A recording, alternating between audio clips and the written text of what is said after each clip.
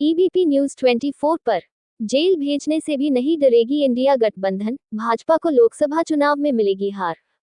विपक्षी दलों ने प्रेस वार्ता कर भाजपा पर बोला हमला, कहा कोडरमा की जनता कराह रही, जनता बदलाव को तैयार।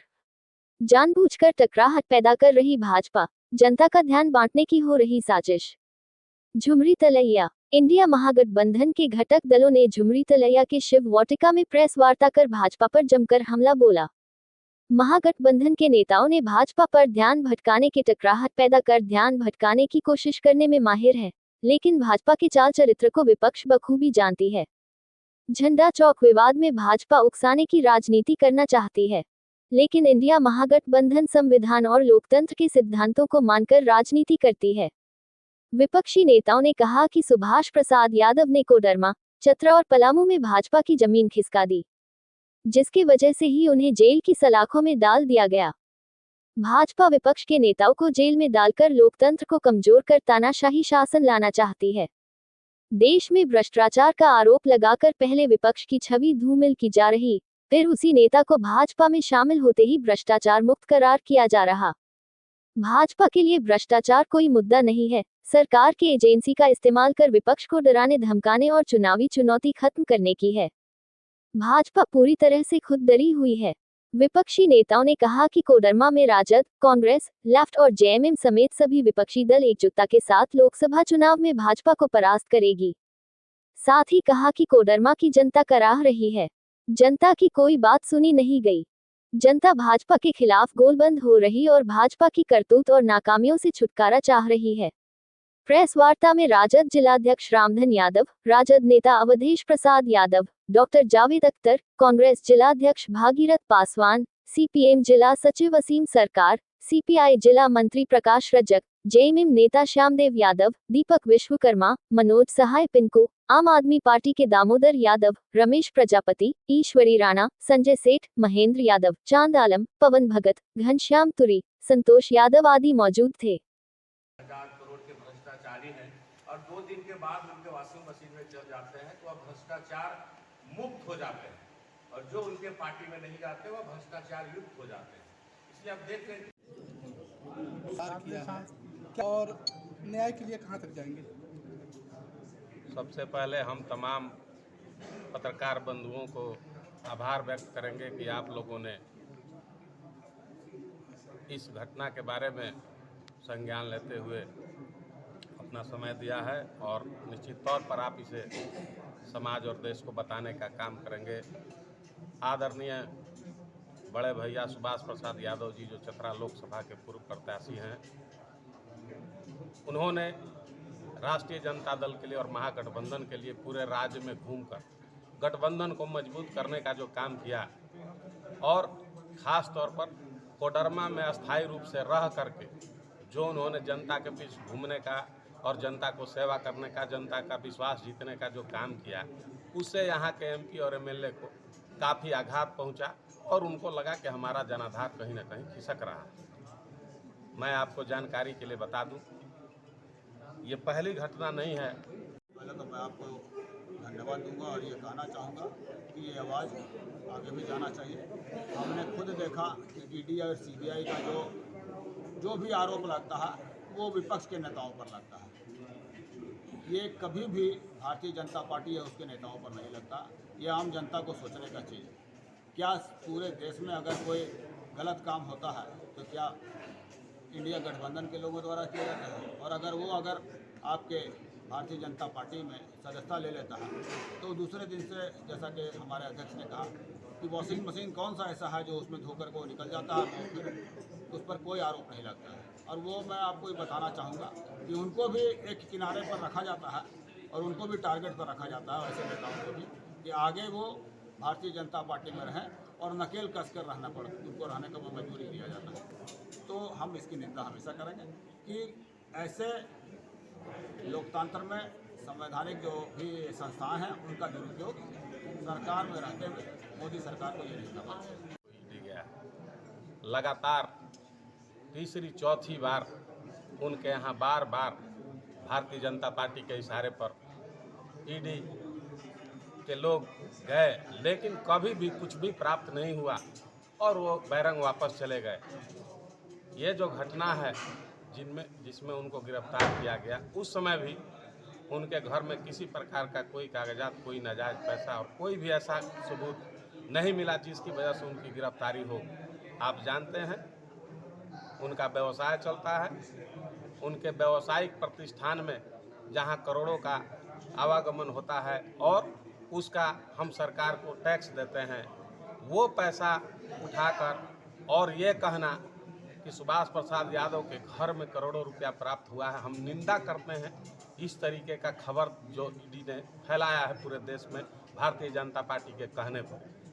हम आपको बताना चाहते हैं कि देश में जो भी पार्टी, जो भी नेता भारतीय जनता पार्टी के खिलाफ लड़ेगा, उसका चरित्र हनन करने के लिए, उसकी छवि खराब करने के लिए भारतीय जनता पार्टी ने ये हथियार बना लिया है, ईडी सीबीआई।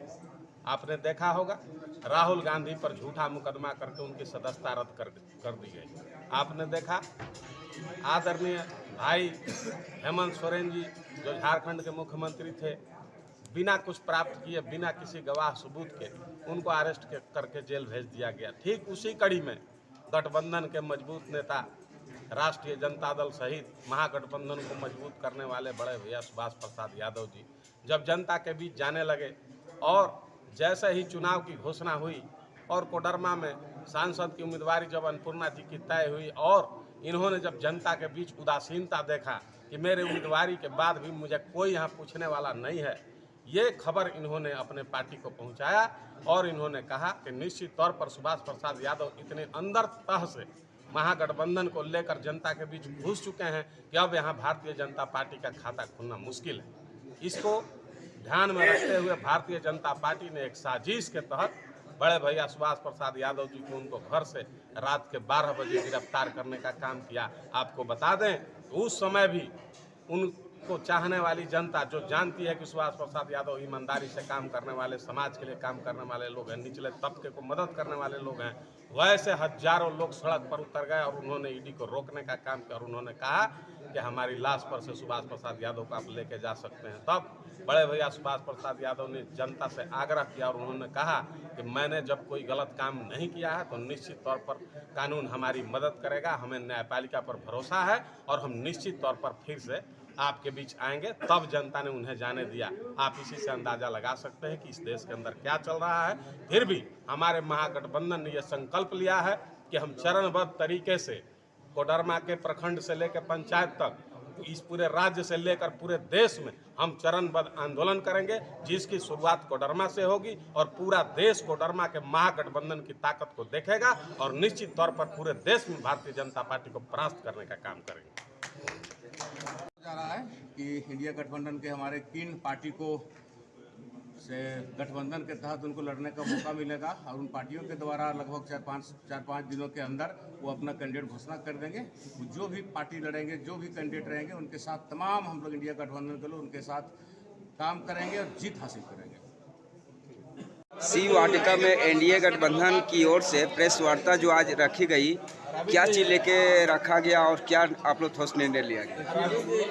आज प्रेस कॉन्फ्रेंस के माध्यम से जी जनता को बताने का काम कर रहे हैं कि यहाँ जो सरकार है भाजपा का, यहाँ लोकतंत्र का हनन कर रहा है, लगातार जनता विरोधी आम जनों की किसी तरह का समस्या का समाधान न करके सिर्फ राय करने का काम कर रहे हैं, जिसको कहा जाता है राय। जहाँ देखा गया कि हम लोग आंदोलन कर रहे थे, सुभाष जी का जो गिरफ्तारी हुआ ईडी के द्वारा, हमारे पूर्व मुख्यमंत्री हेमंत सोरेन जी का गिरफ्तारी के विरोध में हम लोगों ने झुमरीपलिया के झंडा चौक पर आंदोलन कर रहे थे।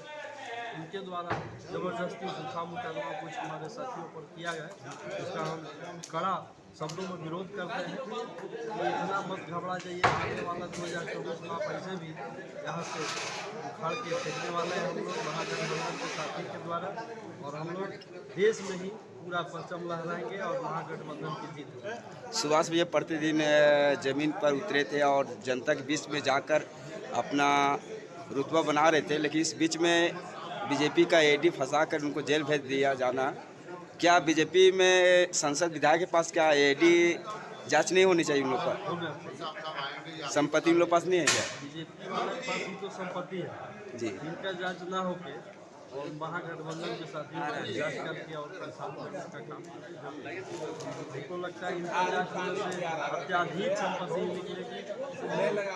कड़ा से कड़ा कार्रवाई होना चाहिए। सरकार बदलता है जिसका मुझको जवाब भी मिलेगा।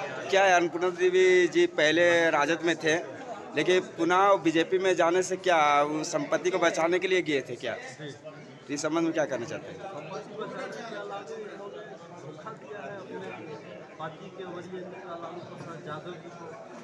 और हम लोग देखे हैं कि कोडरमा में किस तरह से यहाँ के गठबंधन के साथियों ये अगर बाहर रहेंगे तो हमें इलेक्शन जीतने में दिक्कत है। और स्थिति भी वही थी, इसलिए कि ये गरीबों के नेता थे, गरीबों के बीच रहने वाले थे, गरीबों का सुन रहे थे।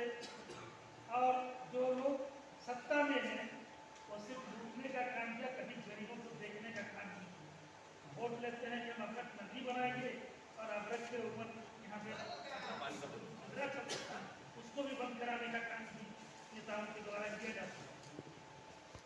ये नजर आ गया इन लोगों को, लेकिन सत्ता को एक नजमी को देकर के कोई काम करता है, दूसरे को नहीं कर सकता। ये पूरे हिंदुस्तान वासियों का अभी तक कोई दोषारोपण नहीं सिद्ध हो पाया। जिस जमीन की बारे में बोला जा रहा है उस जमीन का का नाम नहीं है, उसके बाद भी अंदर किया जा रहा है। इस तरह से लोकतंत्र की हत्या की जा रही है। आज हम लोग घटना का